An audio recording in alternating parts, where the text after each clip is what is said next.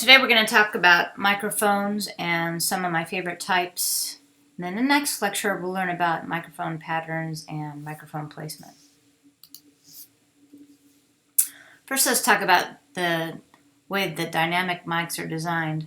In recording, there are different types of microphones depending on what you're going to record and how loud or soft the signal is that you're going to record, how you want it to sound in your production, and the variation in sound, whether it's loud all the time or it gets soft and then very loud. So all of those are different things, as well as what type of instrument, where the mic needs to go, if you're running around or standing still, if it's on a camera, there's so many different decisions about recording.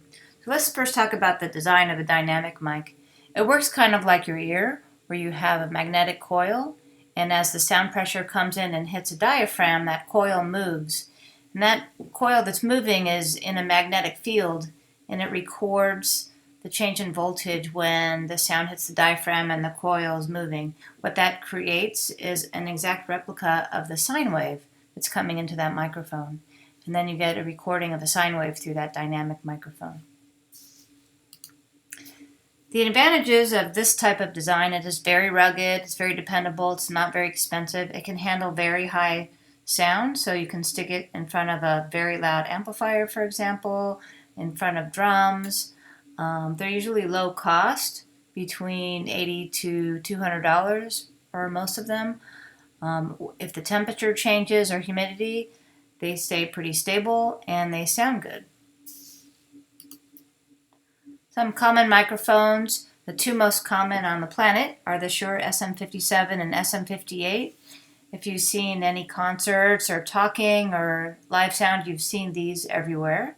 Usually for instruments, the SM57 is in front of instruments usually, and the SM58 having a grill there, it's made for vocals so that when you're talking or singing into it, you have that shield, and the sibilant sounds, S, and also the P's and T's don't sound as harsh into that microphone.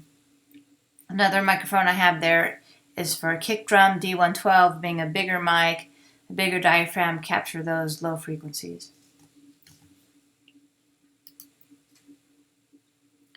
In the recording studio, you commonly find condenser mics. Condenser mics are more sensitive, but they have a very accurate recording. It's a different principle completely from dynamic mics. You have, it's called an electrostatic principle, and it's made out of a condenser, which are two plates. One plate is fixed and one plate is movable, and those plates can be made out of different materials. The two plates form a capacitor, and what happens with this microphone is you turn on an electric charge. In this case, for recording, it's 48 volts DC. Where do you turn that on? When the mic is plugged into a mixer, there's usually a 48 volts switch that you can power this mic up. You'll notice if you plug this mic into a mixer and you forget to do that, you get no signal or recording at all. So it has to be charged up with 48 volts DC. It forms a charge, and the capacitor reacts to the sound wave coming into it.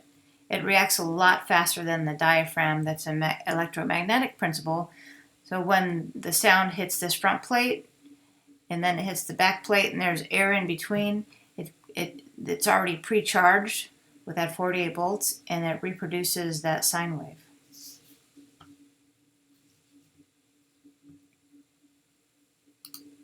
So the way the capacitor works is there's an equation, Q equals CV.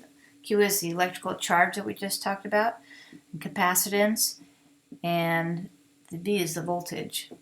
And the substance between the plates is, in this case, air.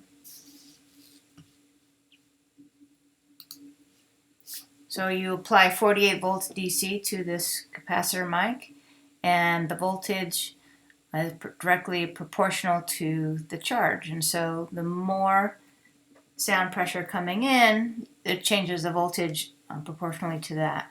So what you get is a perfect reproduction of your sine wave, but in a more accurate design.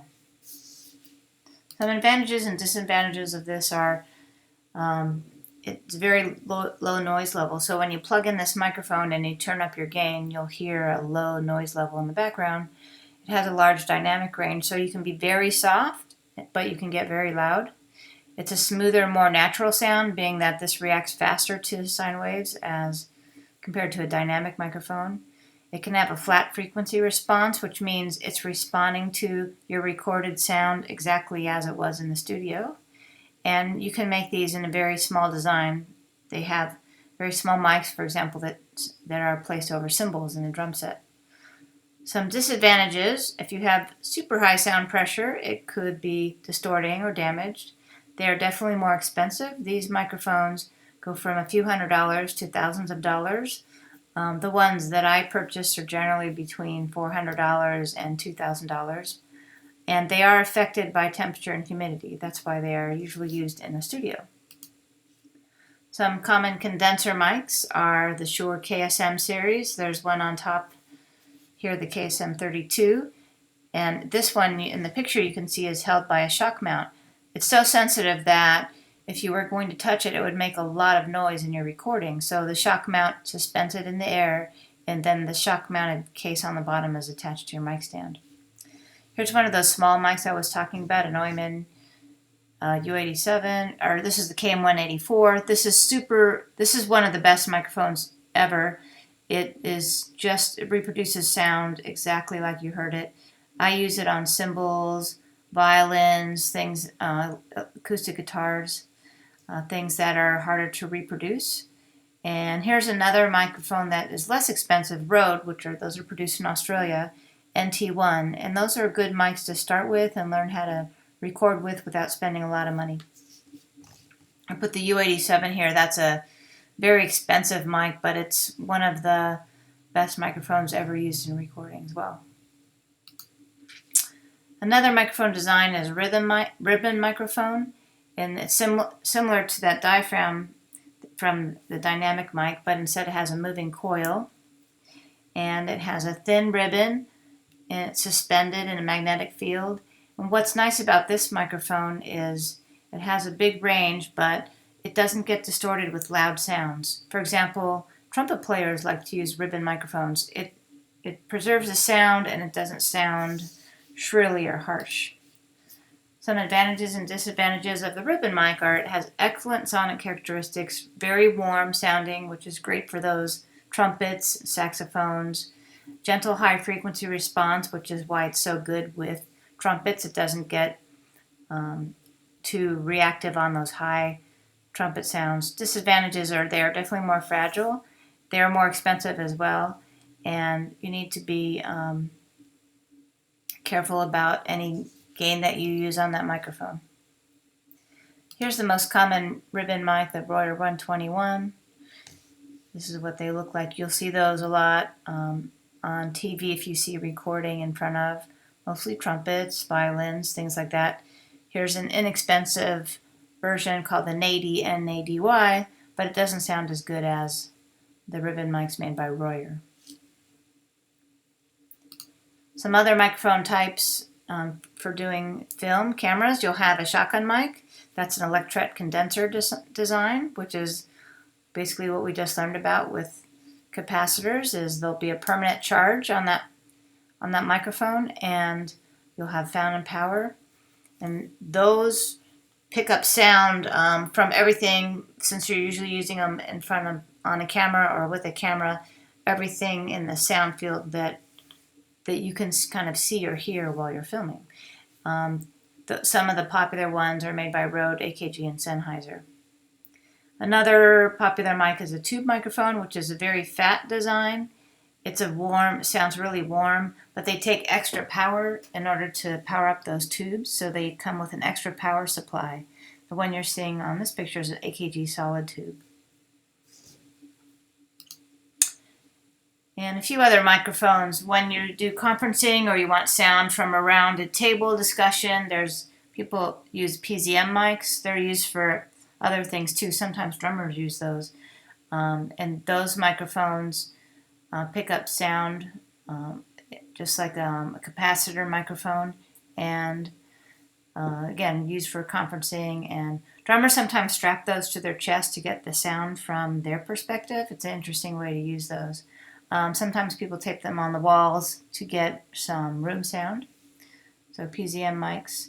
Crown is the most common maker of those microphones.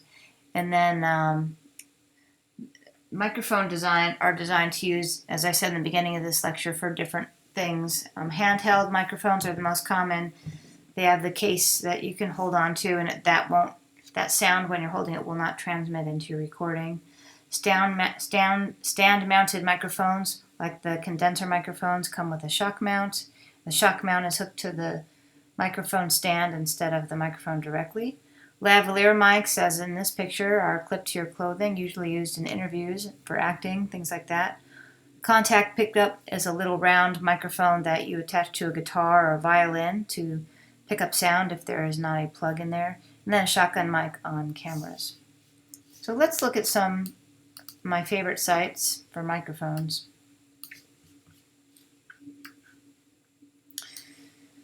So we'll start with Shure. The microphone information is really vast, and my best advice is to try microphones that people have and see how they use them, and then read about them from the manufacturer, read about the specs and the microphone frequency response to see if it might work for your application. There's just a lot of choices. So Shure has a lot of microphones. If you go to products, you'll see microphones, and it tells you what they're for. So it gives you an idea, and whether you want wireless or wired. Usually for a studio recording, you use wired sound. So let's look at the ones we talked about. SM series, the SM27 instrument microphone. You can see it's $99. And it gives you information about what it's used for, bass, guitar, stringed instruments, woodwinds, drums, and percussion, and how to hook it up. It's an XLR cable, which is a three-prong cable. And then it gives you specifications. Frequency response is 40 to 15,000 hertz. So you wouldn't necessarily use this on cymbals for a studio, but you might use it for cymbals and live sound. They're not going to capture that super high frequency above 15,000 hertz. And let's see. And then it gives you support, like it gives you the different ways you can clip it on. So mic clip, this is where you put the microphone, and then this screws onto a microphone stand. And there's a windscreen in case you're outside, because if you're in a windy place, wind will ruin your recording every time. There's a different capsule on there as well. So there's a lot of information on these microphones. Let's look at the SM58. So this has a bigger grill, and there's video on this microphone that you can watch. It has specifications here, 50 to 15,000, so it starts at a little higher. So if you had a low instrument, it'd be better to use the SM57. It also goes to 15,000 hertz. And really the difference in this is that capsule, that if you're speaking or singing into it, it softens out those hard sounds that you make with your mouth.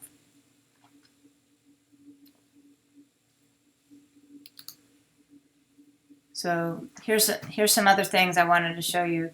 And AKG has a great site, and I thought I'd show you this AKG D112 microphone. And it's a big fat microphone for kick drum.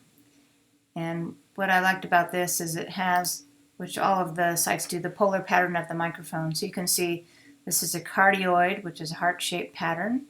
And the frequency response, it basically captures good frequency in the low range and then some in the high range. So this would not be a good vocal mic, not be good for anything in the middle, guitars, pianos, but very good for kick drum, low instruments.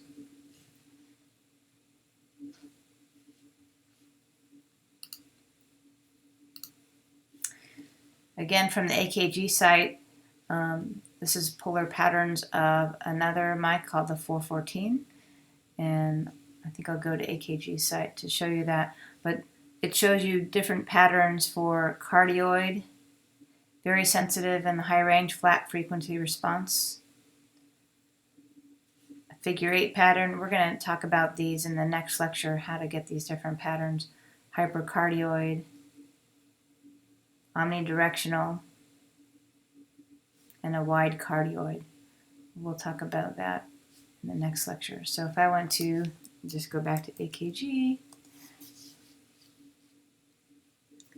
microphones.